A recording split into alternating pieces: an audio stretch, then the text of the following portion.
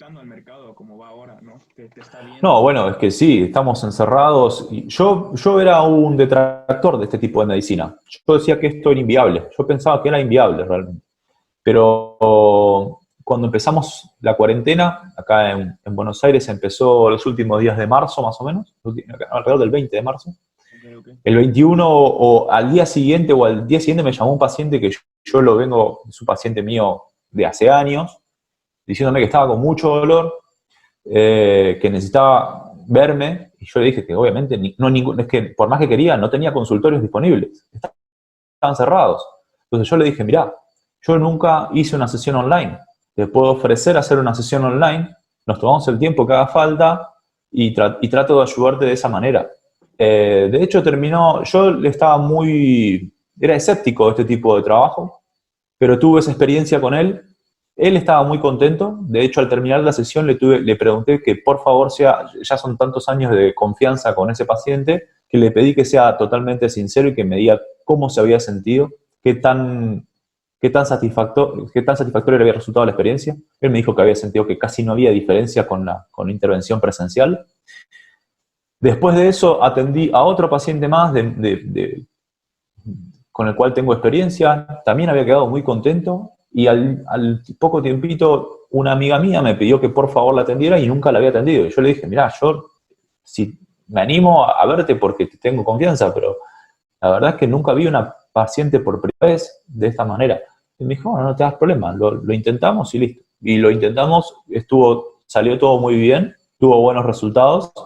Así que a partir de eso dije, bueno, acá no solamente hay un campo laboral, sino que tengo una forma de llegar a un montón de gente que no estaba llegando. Sí, sí. Y desde la esquina, desde el living de mi casa. O sea, y la verdad que las cosas se fueron sucediendo, no sé si por obra del destino o qué, pero la semana pasada atendí una persona de Perú, atendí una persona de Colombia y un uruguayo que si no era por un medio digital no tenía forma de atender.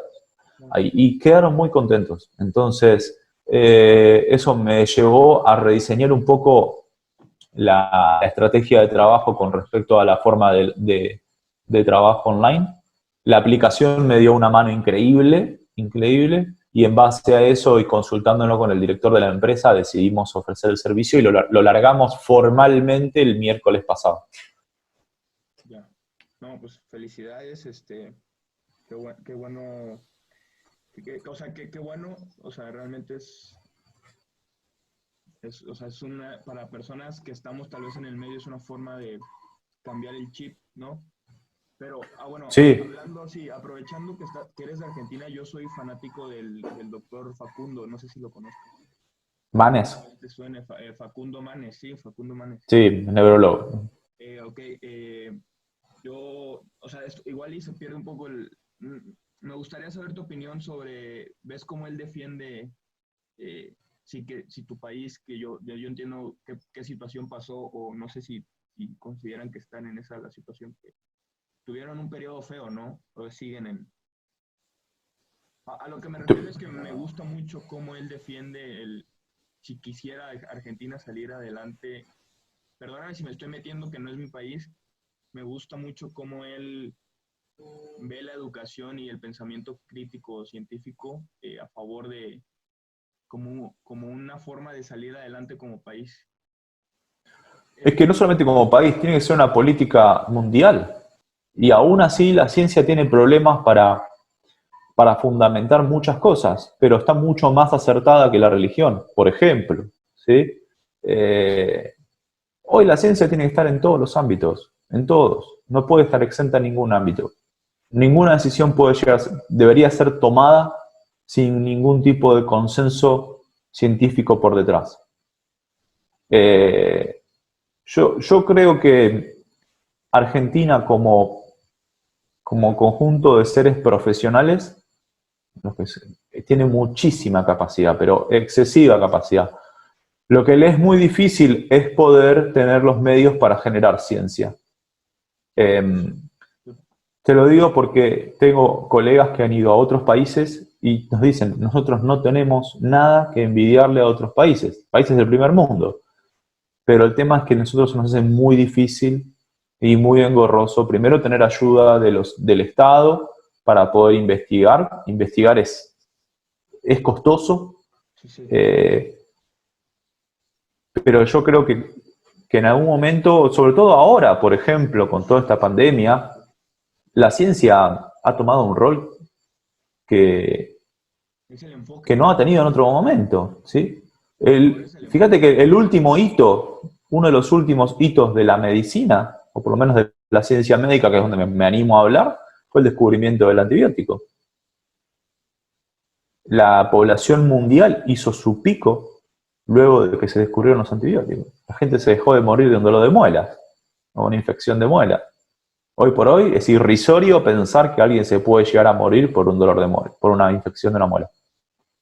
Eso como primera medida.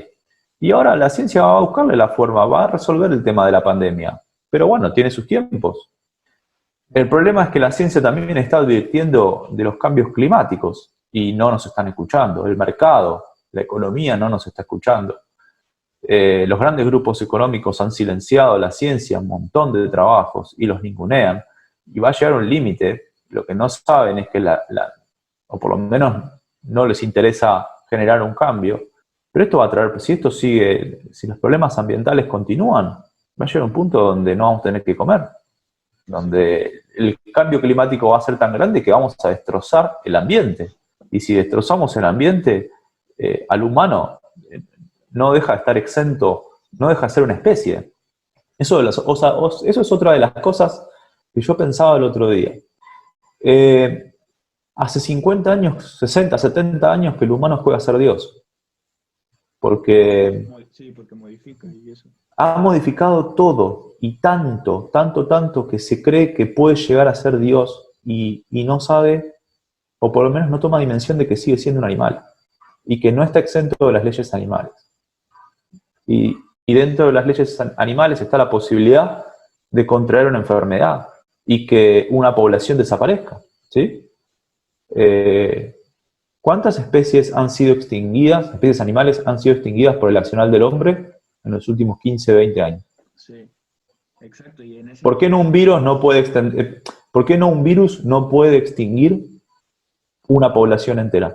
Un pedazo de país entero. Ya pasó en Europa con la peste negra, donde 2/3 de la población europea se murió. Hoy por hoy la ciencia tiene muchísimas más herramientas para poder prever, paliar, curar una enfermedad así. Pero si el que está interesado sobre todo esto, yo les recomiendo que lean a Yuval Harari, al israelí. Los 3 libros de Yuval Harari son impresionantes. Y el último, Homo Deus, te deja pensando muchísimo. Muchísimo sobre todo cómo el humano se cree inmortal. Por eso él le pone a su libro le pone Homo Deus, Homo Dios. Bueno, para dar contenido, sí. En kinesiología hay una escuela muy arraigada, que es la escuela más estructuralista, donde se ha tratado al cuerpo como una máquina a lo largo de muchos años, donde si aparece un dolor, es probable que en la zona algo esté roto, funcionando mal, disfuncional, acortado, alargado, torcido, lo que vos quieras. Y se ha atribuido ese tipo de disfunción al dolor de la persona. Y la ciencia ha ido mostrando con el correr del tiempo que, primero, que esas cosas no suceden. Y que si suceden, es probablemente que sean producto de la variabilidad natural que tiene el humano y que no tengan que ver con dolor. Y también se han creado una cantidad de evaluaciones estructuralistas, como por ejemplo los rayos X, las resonancias, etcétera, para intentar medir cosas que hoy por hoy sabemos que quizás no estén tan relacionadas con los dolores de las personas. Por eso hoy puse un último post sobre No sos tu resonancia, que habla de la cantidad, si bien habla del dolor lumbar en ese post en particular, ya hay un montón de trabajos que hablan de lo mismo en un montón de otros cuerpos, de otros sectores del cuerpo, donde los estudios detectan cambios en el cuerpo en personas sin síntomas. O sea, tengo un hallazgo positivo y tengo un paciente sin síntomas. ¿Cómo lo resuelves? ¿Dónde está el problema? ¿Realmente el problema es la estructura? Entonces, ha habido un cambio de paradigma muy grande en este último tiempo y hay una porción de la fisioterapia que ha quedado aún en ese pensamiento. Yo no digo que no sea importante, ¿sí? Hay pacientes que sí se correlaciona lo que se encuentra en un hallazgo, lo que se encuentra en un estudio clínico y lo que el paciente dice. Pero no podemos decir que todos los pacientes tienen ese síntoma porque tienen problemas en algún sector del cuerpo. Entonces, eso ha ampliado enormemente la visión del cuerpo hacia un modelo más biopsicosocial, donde no solamente se entiende a la biología del cuerpo, sino que se tiene en cuenta también la psicología de la persona, lo social de la persona, el ambiente en el que vive, etc. Lo más loco de ese trabajo es que lleva más de 10 años en las bibliotecas públicas. Y recién ahora, estos últimos 4 o 5 años, ha empezado a haber un cambio al respecto. Y yo creo que el cambio va a seguir. El cambio ya está hecho.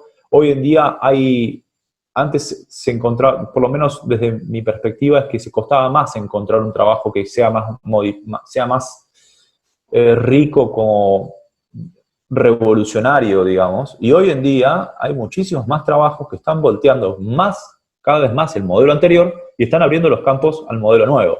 Entonces, hoy la ciencia avanza muchísimo más rápido, porque el acceso a la información es muchísimo más rápido. Hoy por hoy, por ejemplo, para que tengas una idea, estoy asistiendo a unos webinars de un kinesiólogo que es reconocido a nivel mundial todos los domingos en la mañana. Si no fuera por internet, yo no tendría forma de acceder a él. Entonces, la facilitación de poder conseguir información hace que yo avance acá y otro avance en otro país, y quizás los dos estemos investigando lo mismo, ¿sí? Es interesante la explosión del conocimiento, pero también la explosión de la adquisición del conocimiento hace que haya un acceso a información donde uno no sabe qué puede leer. Entonces, uno también tiene que ser crítico y aprender a leer las cosas que valen la pena prestarle atención. Sí. Vaya dato perturbador. Sí, no, y ahora con lo que pasó, aprender a filtrar. Aprender a filtrar. Para saber qué leer. Sí, bueno. Entonces tu intención de ahí era meter ese tipo de mitos, le podríamos llamar, o sea, ver las cosas de otra forma. Sí, sobre todo porque todavía hay sobre todo el modelo médico es el que trae la escuela estructuralista todavía. Entonces los pacientes van al traumatólogo, al ortopedista, y les dicen que su problema es porque tiene un disco deshidratado, porque tiene una cadera más alta, porque su pierna es más corta, porque tiene un músculo acortado. Y hoy en día sabemos que no es tan así. Entonces, el problema de ese tipo de mensaje es que es nocivo, ¿sí? ¿Qué rayos es eso? Genera respuestas psicológicas en el paciente de miedo, de evitación, de catastrofización, pensando que, bueno, si el médico me dijo que tengo el disco detonado y que no haga más actividad física y que de ahora más no voy a poder hacer esto, ¿cuál es el mensaje que le estamos dando a los pacientes? ¿Sí? ¿Qué tipo de mensaje le estás dando? Entonces, no eches la culpa fue una forma de intentar brindar tranquilidad y decirle, está bien, podés tener una escoliosis, sí, podés tener una cadera más alta, podés tener una pierna más corta, podés tener un músculo acortado, un músculo más débil, pero no por eso tu vida va a ser un calvario. Ajá. Claro. Bueno, te agradezco, o sea, entendería que, o sea, yo me siento satisfecho con lo que nos has mostrado. Te agradezco mucho por haber entregado contenido más en este tiempo de que tal vez la gente lo ocupa. Tal vez una última con contenido que me ayudes, lo habías mencionado ya, es el de sentate derecho. Igual ahorita, igual ahorita aplica home office, toda la gente está sentada, yo también Bueno, el lunes tuve una charla con una empresa. Me contrataron para brindar una charla sobre el tema de sentado y los cuidados posturales. Y la semana que viene les voy a subir el mismo, grabé la charla y se las voy a subir al Instagram para que la puedan ver. Así Perfecto. que ahí van a estar todas tus respuestas. No, está bien. Te agradezco. O sea, yo lo voy a poner, tu Instagram, tu forma de contacto, está todo en tu perfil. Está todo en mi perfil. En mi perfil tenés hasta el link que te lleva a la página nuestra para poder adquirir alguna sesión conmigo. Y bueno, toda la información que quieran. Ahí, hoy llegué a hacer el post número 400. Felicidades, ¿no? Es una gran Sí, cantidad. hoy cuando lo dije, uy, 400 posts, es un montón. Pensando que son 12 posts mensuales. O sea, recién en 5 meses voy a llegar al post 500. Madre mía. Así que es mucho, es mucho. Sí, sí, es trabajo, es trabajo. ¿Cuándo te diste cuenta que o sea, que las redes son para eso, para que no solamente, o sea, ¿sí me entiendes? Bueno, yo con las redes empecé hace 2 años atrás, hace más de 2 años y medio atrás. Sinceramente, no, yo no le daba bola a las redes, sobre todo no le veía la beta comercial, pero en ese momento teníamos un community manager un agente de marketing que nos decía, bueno, Sí, todos tienen que tener una red social. Y al principio yo la hice como para poder tener el nombre ocupado y que nadie me lo gane, y nunca le di bola. Y sucedió que tuve un periodo de poco trabajo y dije, bueno, listo, no tengo poco trabajo, vamos a hacer algo útil con este exceso de tiempo que tengo. Empecé a escribir cosas, bueno, no a escribir, sino a hacer notas. Las notas no las escribo yo, las notas son información académica seria, son artículos científicos que yo me tomo el trabajo de leer, resumir, traducir y armar contenido. Trato de bajar el contenido para que la gente lo entienda.